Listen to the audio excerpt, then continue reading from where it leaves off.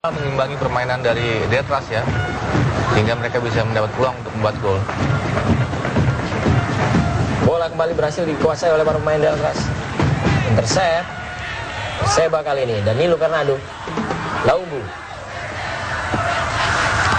Masih Laumbu. Gair Soma. Baik sekali, Danilo Fernando. Perlahan saja kali ini para pemain Perseba mencoba membuka ruang dari lini pertahanan Deltras. Oh, lepas kali ini. Sebuah peluang dari Ferry Saragi kali ini. Betul. Oh, masih terlalu lemah. Salah pengertian tadi para pemain dari Perseba. Serangan balik kali ini dari Deltras Sidoarjo. Cepat saja. Moy Bisakai. Berpindah sisi sebelah sektor kiri dari pertahanan Perseba. Trubus. Begitu rapat kali ini para pemain dari Perseba. Oh, tekanan dari Deltras Sidoarjo. Masuki kotak penalti kali ini. Rama. Masih Rama. Oh, dapat pengawalan dari dua pemain belakang Perseba. Iya, permainan Deltras kita lihat sedikit lebih baik suatu dibandingkan dengan Perseba secara organisasi permainan ya. Serangan mereka begitu tertata, peluang-peluang yang dapat juga dari skema permainan yang sangat baik ya. Saya kira ini bisa menjadi perhatian khusus ya bagi pelatih Nusyadera ya. Bagaimana mereka bisa mengimbangi organisasi permainan dari Deltras ya. Laumbu. Danilo Fernando. Oh, berduel dengan Tomoyuki Sakai. Kembali dimenangkan oleh Danilo. Oh, terjatuh kali ini. Sebuah pelanggaran tampaknya. C. Omar Dombia terhadap sang kapten dari Perseba. Cepat saja diambil oleh para pemain Perseba. Ferry Soma tadi. Intercept. Kembali Ferry Soma. Laumbu. Ferry Soma. Pindah sisi kali ini. Sektor kiri dari pertahanan Deltras. Perseba lebih berhati-hati mencoba membuka ruang. Oh, sebuah gangguan tadi dari Deltras sehingga Perseba harus kehilangan bola. Tomoyuki Sakai. Iya.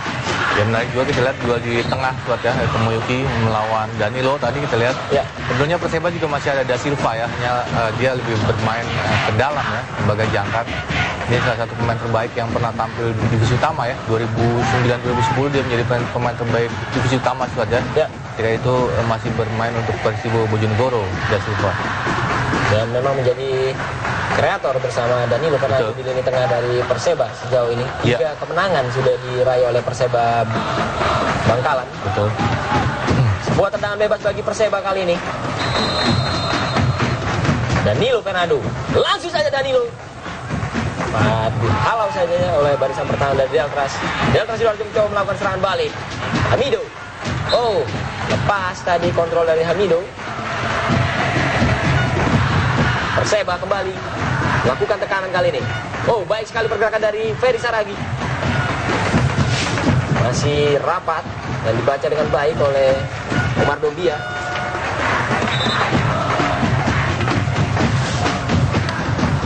(1-0) keunggulan sementara di Stadion Gelora Delta Sidoarjo, di mana Deltras unggul sementara atas Perseba. Bola berhasil diamankan kali ini oleh Ari Kurniawan. Sebagai catatan, Deltras Sidoarjo saat ini berada di peringkat ketiga grup 3 divisi utama Liga Indonesia dengan perolehan 4 poin. Dan sudah memasukkan 4 gol. Sebuah peluang kali dari Deltras.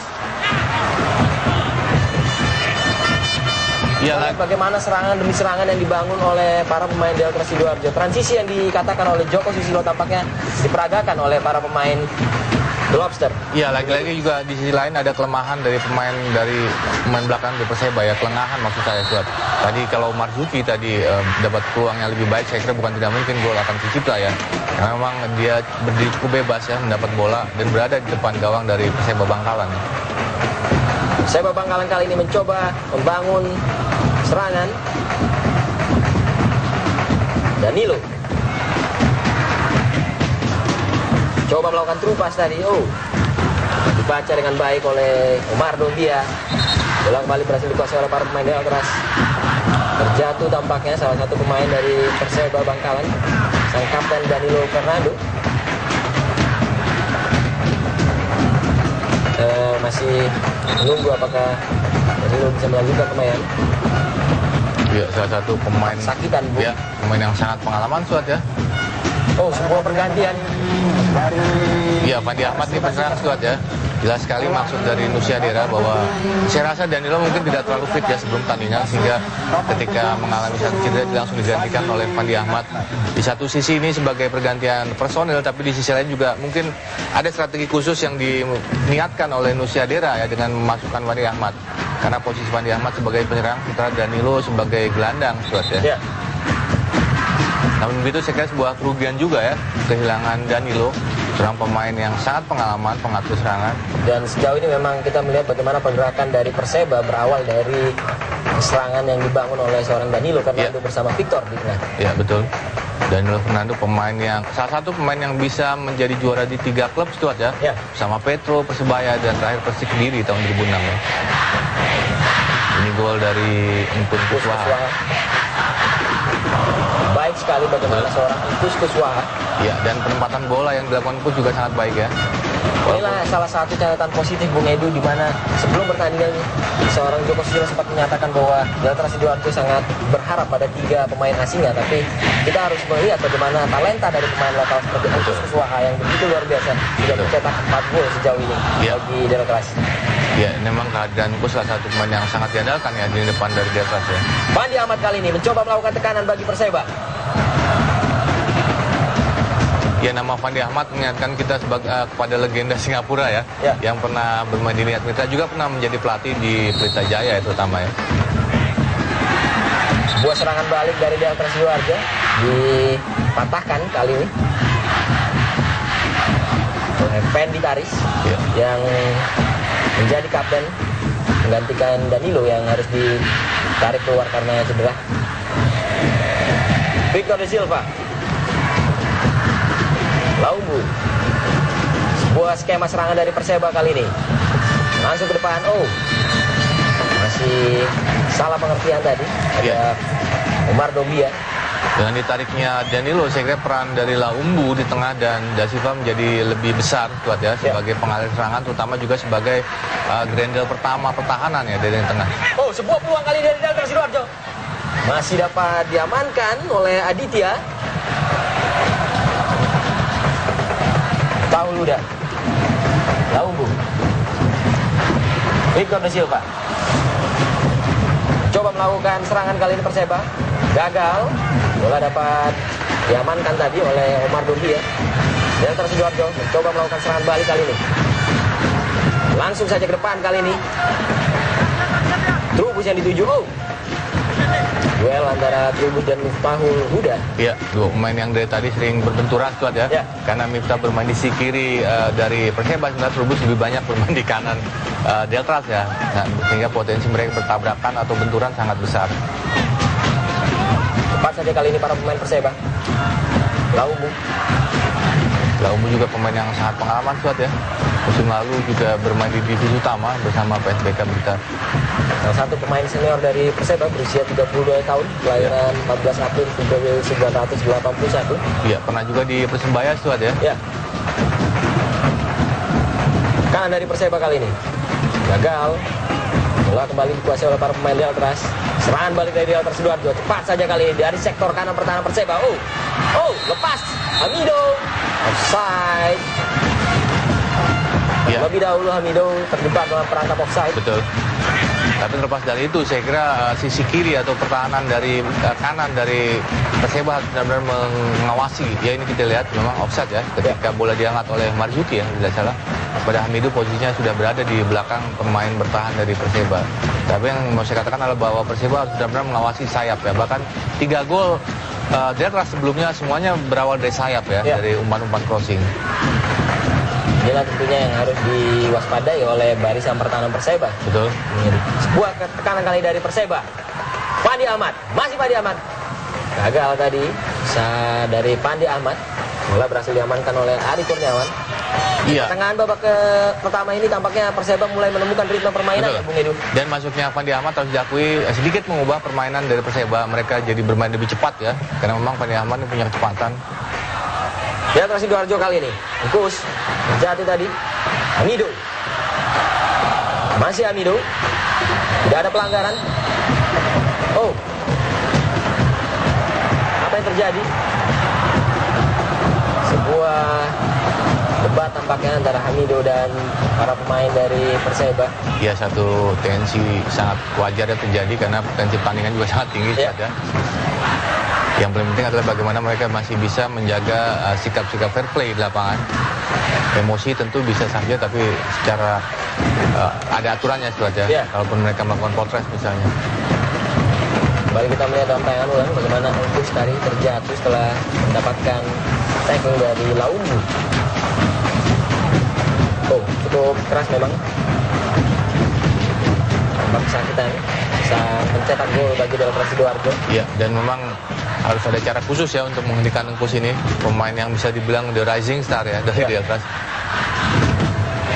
Ini saya kira awal dari sedikit ketegangan tadi ya, Januri dengan Hamidu ya. Sebetulnya lebih kepada 50-50 kita lihat ya pelanggarannya ya. Delta Sidoarjo merupakan tim yang memiliki sejarah yang luar biasa tentunya, Bung Edu. Iya. Berdiri pada tahun 1989, bermarkas di Kabupaten Sidoarjo, sempat berganti nama sebelum menjadi Delta Sidoarjo. Iya, betul. Bernama Gelora Putra Delta. Betul. Ya, awalnya Delta ini kan klub dari Bali Suat ya, didirikan oleh Haji Mislan, HM Mislan ya. Mereka berubah nama menjadi Delta pada tahun 2001 dan pada saat itu juga Delta Mania didirikan ya. Jadi usia mereka memang 12 tahun. Mungkin yang menarik saat ini adalah bahwa salah satu petinggi Delta ketika itu ya, Vigit Waluya saat ini berstatus sebagai CEO dari Perseba Bangkalan. Bahkan manajer Perseba saat ini Ayu Sartika itu merupakan manajer Delta tahun 2009 di DSL juga dalam beberapa musim belakangan. Ya, ini tentu yang menjadikan laga ini semakin spesial bagaimana tadi seperti yang Bung Edu katakan bahwa ini semacam perang saudara ya. Betul. Sebuah peluang kali ini bagi Perseba kali ini. Miftahul Huda lepas kali ini, Miftahul Huda melakukan aksi di shooting. Oh, masih melebar tadi. Iya, salah satu. Kurang cermat tadi bagaimana barisan pertahanan dari Delta sehingga Miftahul Huda bisa lepas, Bung Edu. Dan ini saya kira salah satu saya dari pemain Perseba ya. Ini kita lihat dalam posisi yang tidak terlalu bagus sebenarnya pertahanan dari Delta ya. Hanya memang tendangan dari Miftah masih jauh melebar ya. Sebenarnya dia bisa melakukan syuting, bisa juga memberi umpan kepada rekannya karena ada dua pemain Perseba yang masuk kotak penalti Delta, kita lihat Ustaz. Sebuah keputusan yang diambil oleh Miftahul Huda tampaknya masih belum bisa membawa Perseba mengejar ketertinggalan. Kali ini Perseba mencoba melakukan serangan, bola berhasil diraih kembali oleh para pemain Delta. Oh, tepat saja. Kita lihat bagaimana pergantian penguasaan bola dari Delta dan juga Perseba begitu cepat. Delta Sidoarjo mencoba melakukan tekanan kali ini, masuki kotak penalti Perseba kali ini. Delta Hamido, masih tekanan dari Delta Sidoarjo. Oh, lepas tadi hampir saja. Tomoyuki Sakai berada di area yang berbahaya. Victor Da Silva. Ya, lagi-lagi kita lihat serangan dari atas dari sisi kiri tadi Suat ya. Aksi individu dari Fandi Ahmad kali ini. Baik sekali masih Fandi Ahmad. Pemain ini memiliki kecepatan dan juga dribble yang cukup apik, Bung Edu. Betul. Iya, Fandi Ahmad tentu bukan pemain sembarangan Suat ya. Berusia 24 tahun, dia juga pernah masuk skuad timnas U19 ya. Artinya secara kualitas, secara talenta dia sudah diakui dan ini bisa menjadi ajang bagi dia untuk membuktikan kemampuan ya. Terjatuh striker yang masuk menggantikan Danilo ini. Sebuah tendangan bebas diberikan wasit Muhaimin kepada Perseba tentunya. Kembali dia sang penjaga gawang dari Delta Sidoarjo, Ari Kurniawan.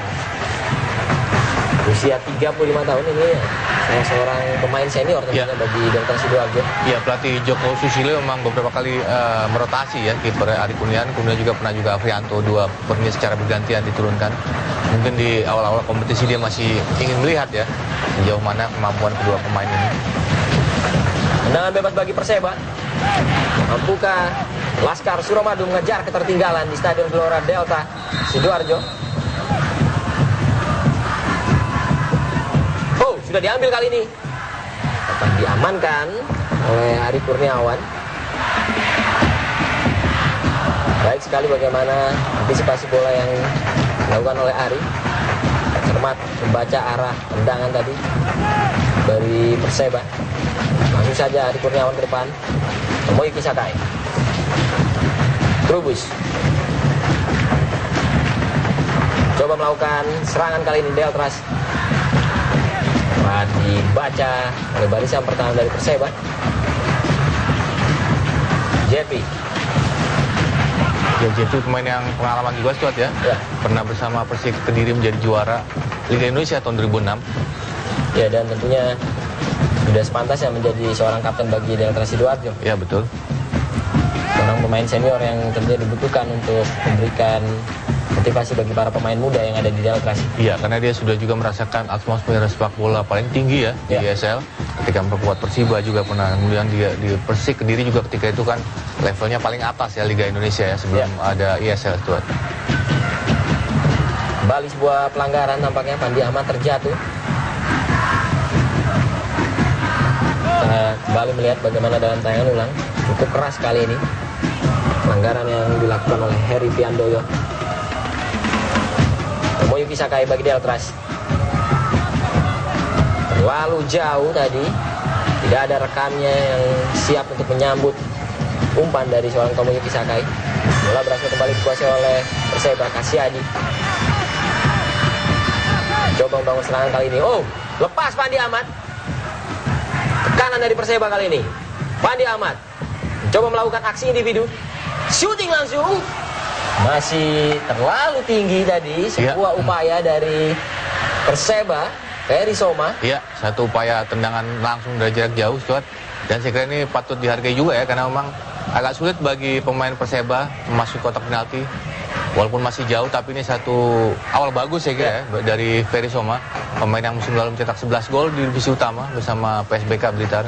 Dan sudah mencetak 1 gol pada musim ini saat laga menghadapi PSBK Blitar, di mana Perseba berhasil unggul 1-0 kala itu. Dan juga 1 gol lagi ketika Perseba menaklukkan Persib 3-0.